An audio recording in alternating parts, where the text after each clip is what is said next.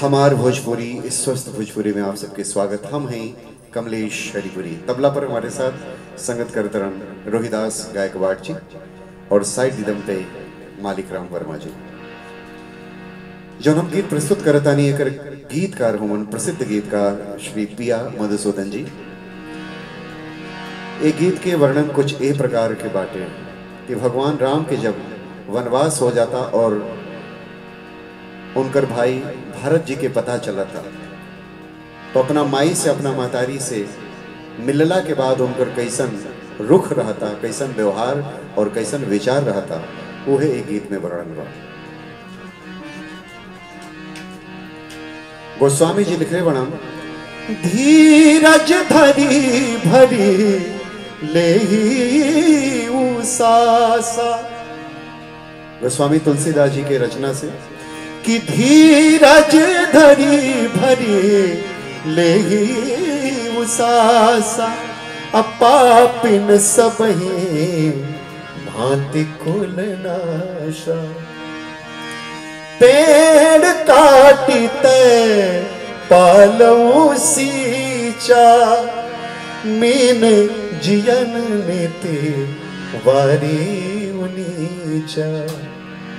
भरत जी कहत रहन अपना महतारी से कि ठीक नाही कैलू ए मैया, ए मैया ठीक नाही कैलू ए मैया, ठीक नाही कैलू ए मैया मांग के मंगनवा हो राम भैया के झूठे भेज दिल बनवा हो राम भैया के झूठे भेज दिल बनवा हो राम भैया के।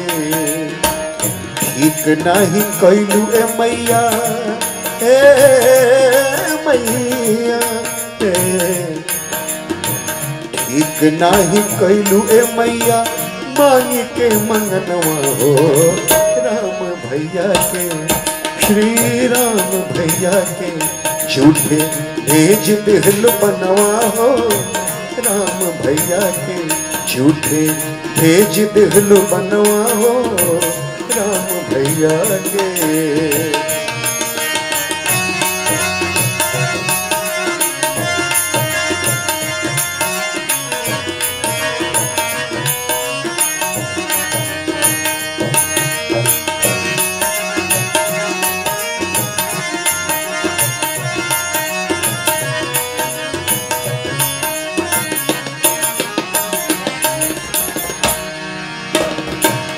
ओ माई कसाई होली रचल कहानी,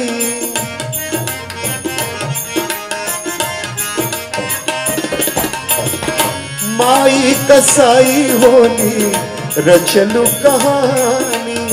आ तोहरा कोखी जन्म लेके पछतात बानी।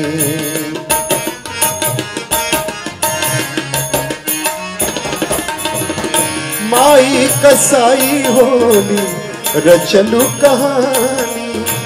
तोहरा कोख जन्म लेके पछतात बानी। हमरा खातिर जियला से ए मैया, हमरा खातिर जियला से निक बा मरनवा हो राम भैया के झूठे भेज दिल बनवा हो राम भैया के। काहे भेज दिल बनवा हो राम भैया के।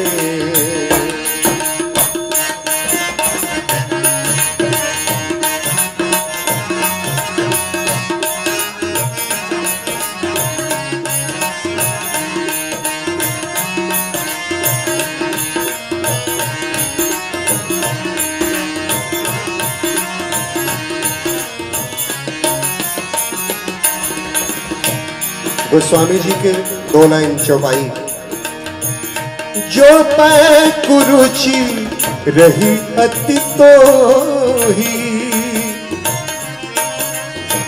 जो पै कुरुचि रही अति तो ही अजन्मत काहे न मरे मोही।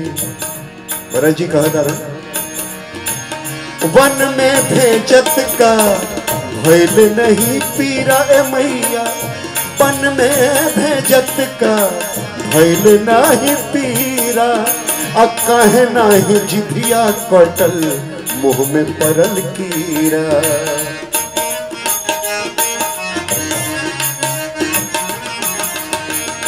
वन में भेजत का भइल नाही पीरा, आ कहे नाही जिभिया कटल मुंह में पड़ल कीड़ा।